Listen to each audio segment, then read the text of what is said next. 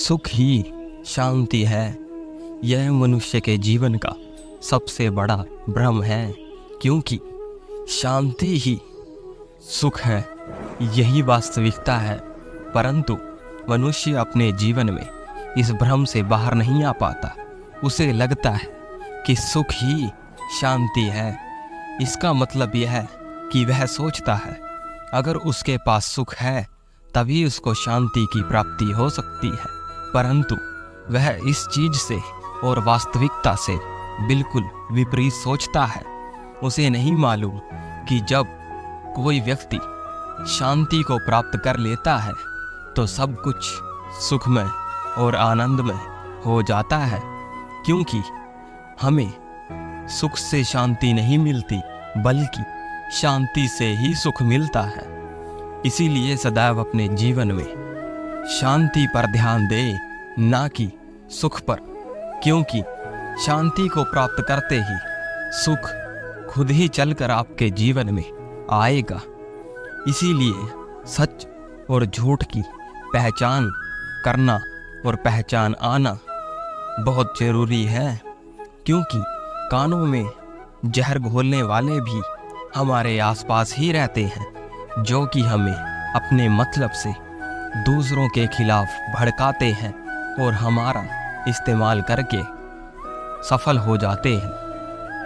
वह इतने चतुर होते हैं कि हमें अपनी बातों में फंसाकर हमें किसी प्रिय से या हमारे किसी खास व्यक्ति से उसके बारे में बुराइयां करके हमारे कानों में जहर घोलते हैं, जिससे हम क्रोध में आ जाते हैं और क्रोध में आते ही हम अपने जीवन का सर्वनाश कर बैठते हैं। इसीलिए कहते हैं कि किसी को भी गलत नहीं बोलना चाहिए, क्योंकि जुबान इंसान को इंसान से दूर कर सकती है, और अगर वहीं इसका सही उपयोग किया जाए तो इंसान दुश्मन को भी दोस्त बना सकता है।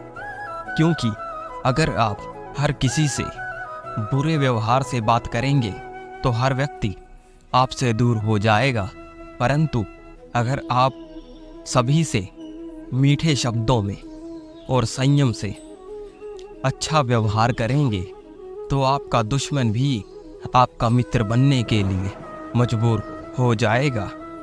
क्योंकि केवल पैसों से कोई धनवान नहीं होता।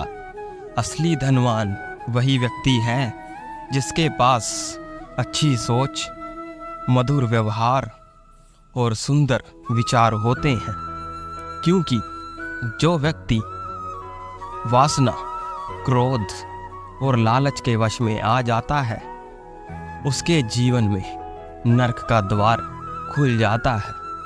क्योंकि यह तीनों बहुत ही बड़े कारण हैं जो व्यक्ति को महान से अपमान तक ले जाने में सहायता करते हैं, क्योंकि ये हमारे जीवन को विपरीत दिशा में और हमारे जीवन में विष के समान होते हैं। हमें कभी भी किसी चीज़ की वासना नहीं करनी चाहिए, या किसी भी फैसले को या किसी के बारे में क्रोध में आकर निर्णय नहीं लेना चाहिए। और लालच तो हमारे जीवन का सबसे बड़ा दुख का कारण है, क्योंकि आप जितना ज़्यादा लालच करेंगे आपकी आत्मा उतनी ही उस लालसा में अपने आप को मजबूर करेगी, और आप मानसिक रूप से हर समय चिंतित और हर समय परेशान रहेंगे और आप चिड़चिड़े हो जाएंगे। आप कोई भी कार्य सही समय पर नहीं कर पाएंगे। इसीलिए समझदार व्यक्ति वही है जो दूसरों की विशेषता से सीख लेता है, जो कि अपने जीवन में अपनाने से वह एक अच्छे व्यवहार और अच्छे विचार के साथ अपने जीवन में अच्छा बदलाव ला सकता है। क्योंकि समझदार व्यक्ति की तरह अगर आप किसी व्यक्ति को, जो कि सफल व्यक्ति है, आप उसकी कुछ विशेषताओं से या उसकी आदतों से सीख ले सकते हैं, क्योंकि हमें उनकी आदतों से बहुत कुछ सीखने को मिलता है। परंतु आपको यह ध्यान रखना है कि आप उससे सिर्फ सीख लें, ना कि ईर्ष्या और क्रोध उसके खिलाफ अपने मन में पैदा होने दें। क्योंकि कई बार ऐसा होता है, हम अपने जीवन में अपने आप से ज़्यादा सफल व्यक्ति को देखकर खुश तो होते हैं, परंतु हमारे अंदर उतनी ही जल्दी ईर्ष्या का भाव पैदा हो जाता है। इसीलिए सदैव सावधान रहें कि सिर्फ हमें उसकी विशेषताओं से अच्छे विचार सीखने हैं, उनकी आदतों को अपनाना है, ना कि उनसे ईर्ष्या करनी है और ना ही उनसे दुश्मनी रखनी चाहिए। क्योंकि सच और झूठ दोनों ही जीवन के पहलू होते हैं। जो व्यक्ति जितना ही बड़ा झूठ बोलता है, उसके जीवन में उतनी ही बड़ी कठिनाइयों का सामना उसे आगे जाकर करना पड़ता है। परंतु जो व्यक्ति सत्य बोलता है, उसे कुछ समय के लिए बुरा तो बनना पड़ता है, परंतु आगे जाकर वह बहुत ही सफल व्यक्ति बन जाता है। अपेक्षाएं जितनी ही कम रखी जाएं, उतनी ही अच्छी है। क्योंकि जो व्यक्ति सफलताओं को प्राप्त करना चाहता है, उसकी अपेक्षाएं कम होती हैं, क्योंकि वह सिर्फ अपेक्षा अपने लक्ष्य को लेकर ही रखता है। उसके सिवा उसे किसी भी चीज़ की मोह या किसी भी चीज़ की लालसा नहीं होती, और सुकून उसके जीवन में उसके लक्ष्य को प्राप्त करते ही मिल जाता है। और जब भी कोई व्यक्ति कभी भी पूजा या पाठ करे, तो कभी भी ईश्वर से हमें धन या ताकत या हमें बहुत सारा धन या अपने ताकतवर जीवन को या अपने अंदर के अहंकार को नहीं जागने देना चाहिए। उनसे तन मन धन नहीं मांगना चाहिए। उनसे सिर्फ एक चीज़ मांगिए, वो है उनका साथ।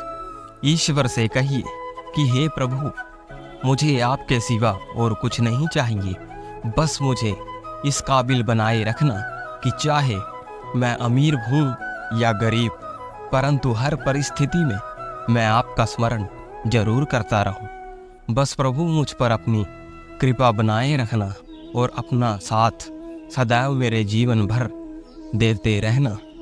जो व्यक्ति अहंकार का त्याग करना सीख जाता है, वह अवश्य ही अपने जीवन में सफल हो जाता है।